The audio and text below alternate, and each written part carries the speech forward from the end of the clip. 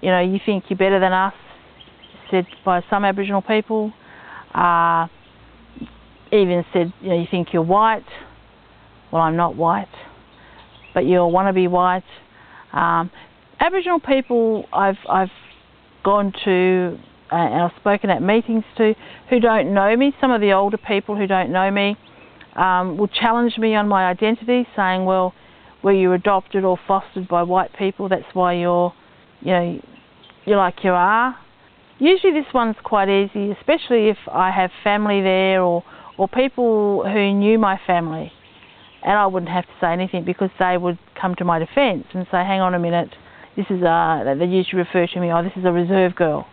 She was a reserve girl.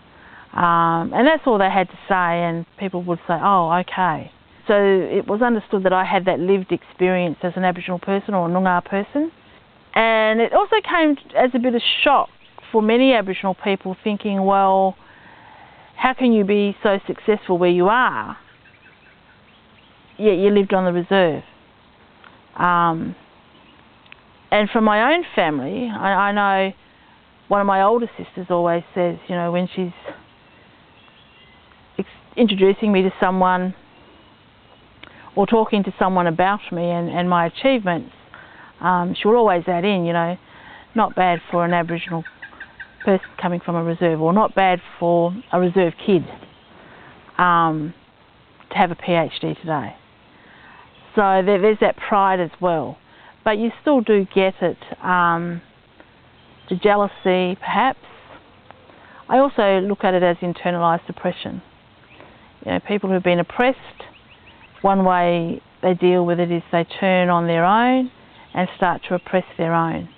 Trying to pull them down is one way of showing their jealousy and the anger that that this person has successfully made it.